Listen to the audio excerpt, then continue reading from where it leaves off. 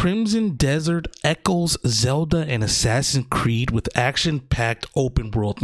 Well, as an avid Zelda fan here, I'll be the judge of that, okay?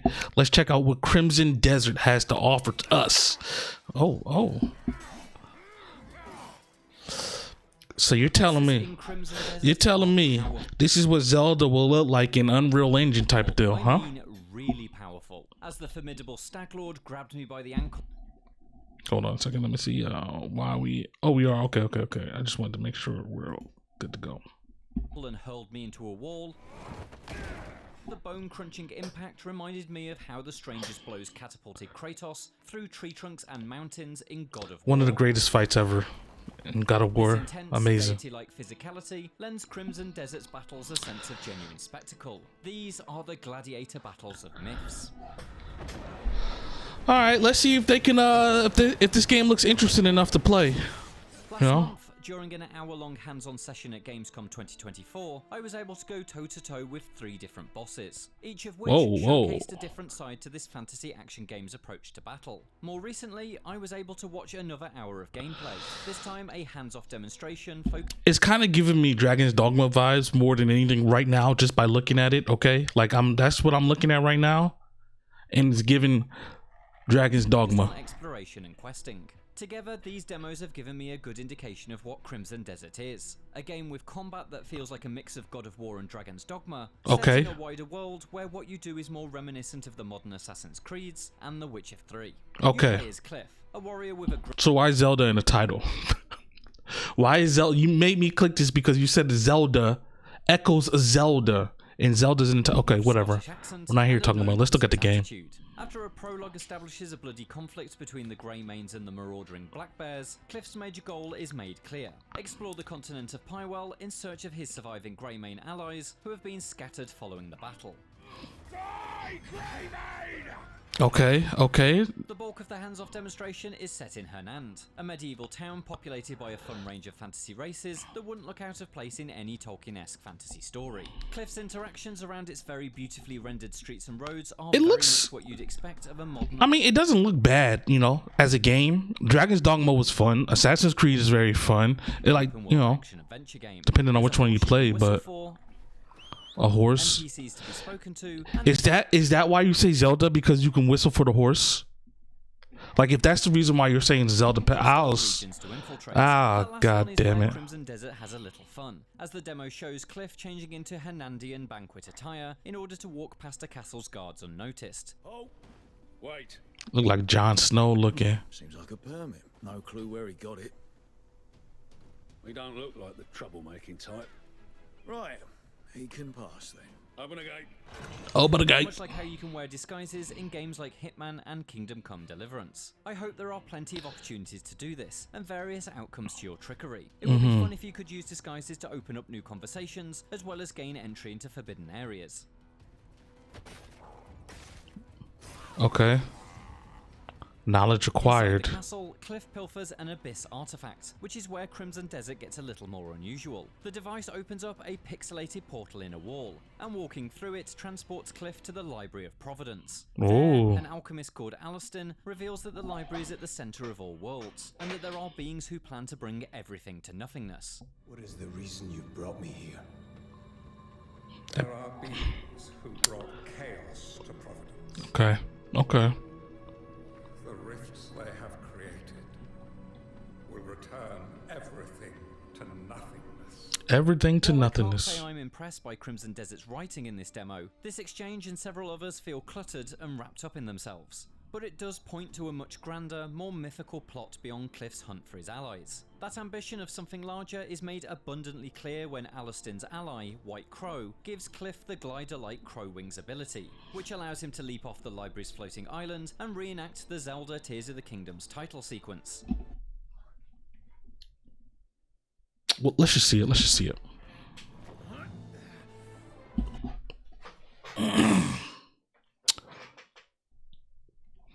Okay. All right. Man. All right.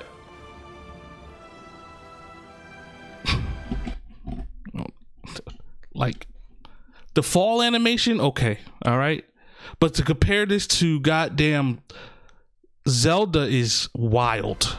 Oh, it's a wild take. I'll just leave it at that. Now you're gonna pull out a glider. It's a little bold to use this motif. Can developer Pearl Abyss really craft something that lives up to It's a little bold for you to put this in the title. I'm sorry. meaning of that I'm sorry. iconic visual? But even if it falls short, the magnificent view and subsequent glide to Earth is a thrill all the same. I mean, that looks Back pretty on the cool, ground in but Hernand, a local peacekeeper tasks Cliff with finding and eliminating some local bandits who fight using a red mist. Heading out in search of such villains, Cliff comes across a burning house and throws nearby vases of water to save the clergyman trapped inside. Nice. It's not clear from Put out the demo fire. if such objectives organically occur around the map, Red Dead Redemption 2 style. What is so clear is that this blaze is the work of those aforementioned bandits. The local church says one of their men, Hubert, fled the scene in an attempt to bait the enemies away, and Okay. asks Cliff to find him. The payment is another one of those Abyss artifacts, once again suggesting that the worlds beyond worlds are of vital importance to Crimson Desert's story. I hope this results in a decent amount of weirdness that helps set the largely typical setting apart from other fantasy games. it looks Hubert is looks found in a interesting. bandit camp that allows the demo to show off Cliff's stealth abilities. It's pretty classic stuff and looks very reminiscent of silent takedowns in the Assassin's Creed games. Not particularly challenging. I want to see like the weapons and stuff that you use. Are you only using a bow, an arrow, a shield, and a sword the whole time? I mean, which is cool. Do any upgrades? I want to see what the option to Crimson Desert's what we more got with precise upgrades brawls. potential. Hopefully when we go hands-on again, stealth will prove Okay, a worthwhile cool, addition cool. rather than a shallow tacked-on extra. With Herbert freed, Cliff is approached by the goblin Shakatu, a merchant of the Gold Leaves Guild. He explains that the Gold Leaves are currently under the command of the evil Splithorn. In return for killing this toxic leader, Shakatu offers money and his services. Okay. Things Cliff believes will be helpful in finding the missing Greymanes. I merely wish us to turn over a new leaf. A return to our former glory. A return Arriving to at the our Goldleaf camp, it quickly becomes clear how all these quests are linked. The Goblin Guards use red mist as part of their battle tactics, and so reveal themselves as the very same miscreants that were causing trouble for the people of Hernand. Okay. So Splithorn's death not only allows Shakatu to take over and help Cliff, but also fulfills the task set by the Peacekeeper back in town. I hope Crimson Desert features plenty more of these overlapping storylines and forms a wider narrative that feels enjoyably interlaced. That would certainly make up for the uneven quality of the writing shown in the That's crazy. They're like bleeding out like this. Oh damn. Okay. All right. I see y'all. Splithorn acts as the culminating boss fight of the hands-off demo, which brings us to the much more exciting Here we side go. of This is what I want to see. The He's combat. agile and aggressive, wielding a sword that emits blasts of wind in vertical Damn. and horizontal patterns. Got you in the corner, forcing boy. Cliff to dodge Get and off the block as wall. he attempts to close the distance. But he's a pipsqueak compared to the brutes I face myself in the hands-on demo at Gamescom. I mean, the combat looks all right. Fighting this little boss, the boss that he was just fighting was cool. I know in the beginning of the trailer, they showed them like on these big ass monsters and stuff. Where's that The at? first of the three bosses I clashed with was the Stag Lord. He's a relentless attacker, charging across the battlefield like a bullet train that can suplex Okay. you at its final destination. But despite his endless strength and capacity to throw you like a baseball, he's only human. I forced distance between us, quickly firing explosive arrows to knock him out Cool. of his attack pattern Cool. and open up a window to bury my blade in his back. But you're The using a Stag-Lord bow and poses arrow. a real challenge of a fight. Crimson Desert is not even remotely as Souls-like, but it's not afraid to make you work really hard for victory. Nice. I spend much of the lengthy fight learning the complexities of its combat system. Kind of giving me God of War a little bit. God of War a little bit. I'm not, I'm here for it, which is good. It's not a bad thing. Yeah, the combat looks pretty cool. It doesn't look like it's groundbreaking or anything. It looks, Similar to this year's Dragon's Dogma 2, there's Yeah. no lock-on, and so I have to be mindful of where I position Cliff and where his sword will land. Rolling forward allows me to instantly follow up with a sweep kick that surprises my foe, and then hitting both the light and heavy attack buttons together unleashes a wide, particle effect spraying strike that cleaves a chunk out of the Stag Lord's health bar. All this is speedy without sacrificing weight. Okay. It's fantastic, but it's also easy to let things run away from you. I soon realize I need to be chowing down on health restoring food with addiction-like frequency. I'm pretty sure there's going to be a lot of QTEs in this game. Nice. Showing 2 boss kills. With the Stag Lord defeated, I take his mighty sword and shield, and the demo skips me ahead in the story, throwing me into snow-coated lands. Here, Cliff is looking for children who have seemingly been sacrificed to some kind of mountain spirit. Such a spirit turns out to be the White Horn, a sort of antlered, abominable snow deer that acts as the first showcase of just how different each of Crimson Desert's bosses can be. Okay. This colossal creature moves like a bucking bronco, and its galloping charges cause the mountains around us to break out in. It's giving me Wukong vibes too. Like this, it has a lot. It has a lot of different game vibes to it. But Zelda is definitely not one of them. Okay, I'll just throw that out there. Miniature avalanches that leave I'm not looking at this and saying, "Oh man, this looks like Zelda." But after striking it so much that its white fur is stained almost completely red, that's actually pretty cool. onto its back in the fight's second phase and stab away at its flesh. The moment once again had me recalling my battles with towering monsters in Dragon's Dogma 2 earlier this year. Yeah.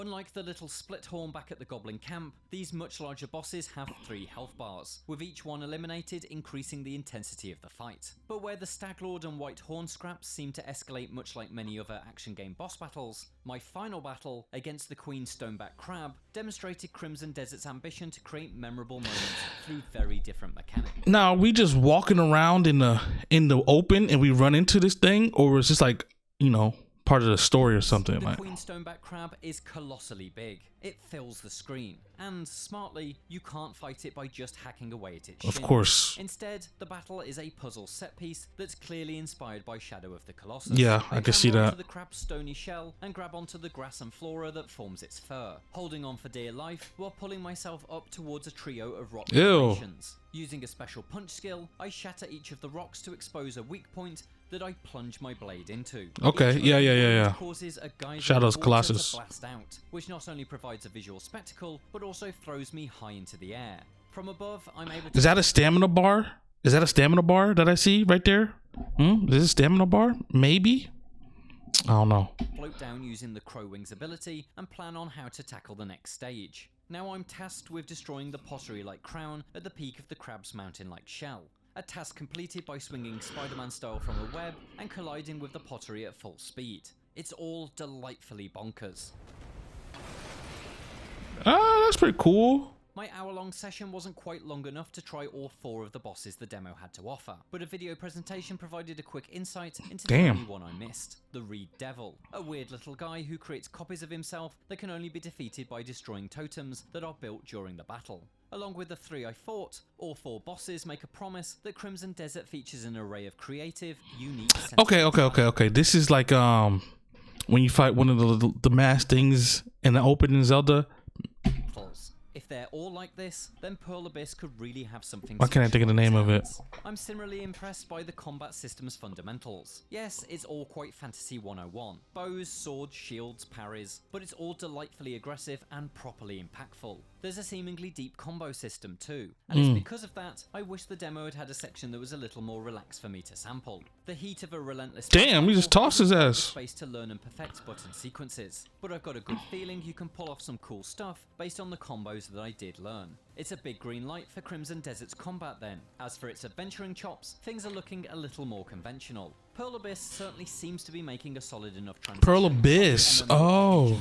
Black Desert, makes sense. Crimson Desert, Black Desert. But I don't think anything shown in the hands-off demo particularly breaks new ground.